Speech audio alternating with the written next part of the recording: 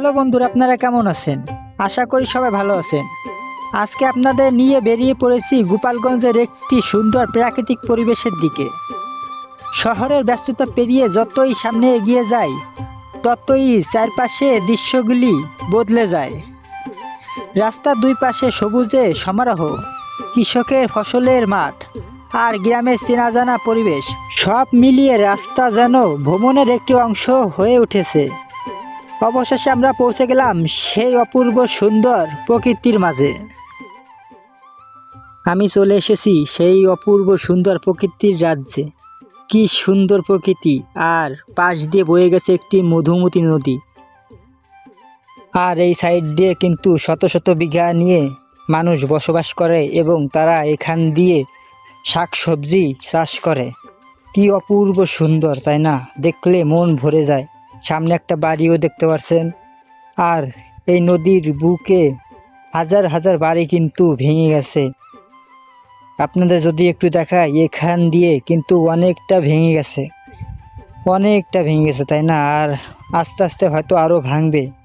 আর ভাঙতে ভাঙতে ওই বাড়িগুলা হয়তো এই নদীর বুকে বিলীন হয়ে যাবে। সামনে নদী, আর এখান দিয়ে কৃষকরা ধানের চারা রোপণ করছে। দেখুন কি অপূর্ব সুন্দর দেখতে, তাই না? আর ওই সাইডে কিন্তু জমি চাষ করছে, হয়তো ওখানে ধান লাগাবে। আর এই সাইডে আছে সবজি বাগান। আপনাদের যদি একটু কাছ থেকে দেখাই, এই সবজি বাগানটা কি সুন্দর, সবজি বাগানটা, তাই না? আর এটা হচ্ছে চাল কুমড়া গাছ। আপনারা গ্রামে যারা থাকেন তারা অবশ্যই চেনেন চাল কুমড়া।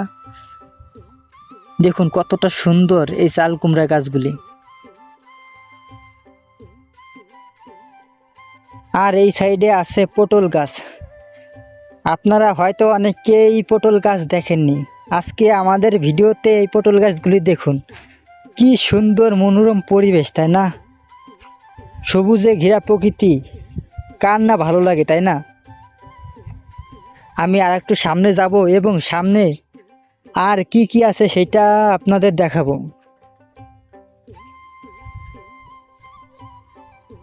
আর এই পটল গাছে কিন্তু এখনো পটল হয়নি, শুধু ফুল এসেছে।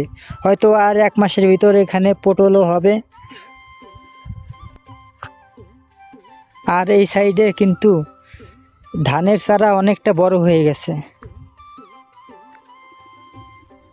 আর এখানে ফসলে জল দেওয়ার জন্য এই মেশিনটা ব্যবহার করে এই কৃষকরা। আর এই সাইডে আছে ভেন্ডি গাছ, ভেন্ডি বা ঢেঁড়স গাছ, যে যে নামে চেনেন। এই ভেন্ডি গাছেও কিন্তু ফুল এসেছে, এখনও ভেন্ডি হয়নি। আর 2-1টা হলেও ছোট ছোট, এখনও বেশিটা বড় হয় নাই। আর এই সামনে কিন্তু অনেকটা বাড়ি আছে, ঠিক আছে? অনেক কয়টা বাড়ি আছে, আর তারাই কিন্তু এখানে এই ফসল চাষ করে।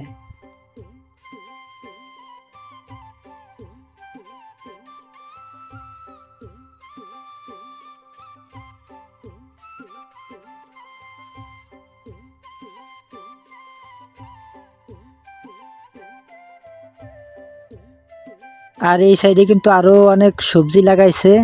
আস্তে আস্তে আপনাদের সবকে এটা দেখাবো, ঠিক আছে?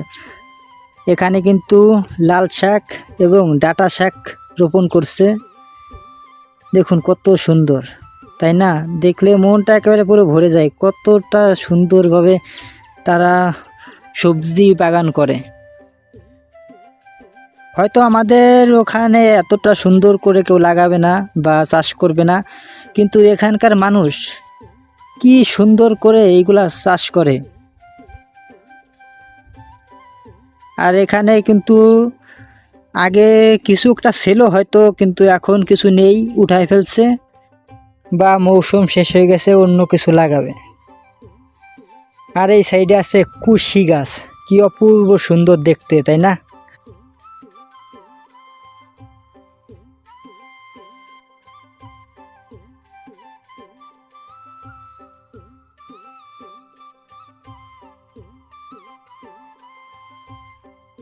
আর এখানে একটি কাকা জমি চাষ করছে। এখানে এখন রোপণ করবে লাল শাক এবং ডাঁটা শাক।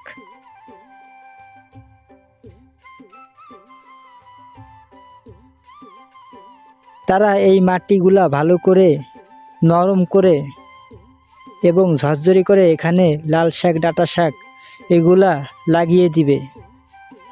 আর এখানে 12 মাস কাল শাক সবজি হয়।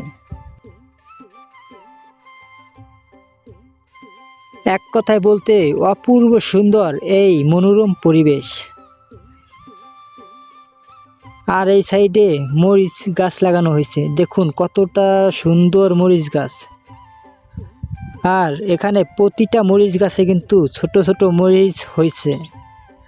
আর এটা কিন্তু অনেকটা জায়গা জুড়ে এই মরিচ গাছগুলো লাগানো হয়েছে, দেখুন কতটা সুন্দর। আর নিচে কিন্তু মরিচ দেখতে পাচ্ছেন আপনারা, অনেকটা সুন্দর পরিবেশ, সব মিলিয়ে অসাধারণ পরিবেশ। আর এছাড়া এখানে রোপণ করা হয়েছে কলমি শাক, দেখুন কি সুন্দর কলমি শাক রোপণ করা হয়েছে এই চরে। এখন এখানে আসার লোকেশন দিব। আপনারা বাংলাদেশে যে কোনো জেলা থেকে প্রথমে আসবেন গোপালগঞ্জ জেলায়। গোপালগঞ্জ জেলায় আসার পরে যে কোনো অটো বা সিএনজি তাদেরকে যদি বলেন যে চরমাটলা চরে যাব, তাহলে আপনাদের নিয়ে আসবে। এক একজনের ভাড়া পড়বে 80 থেকে 100 টাকা।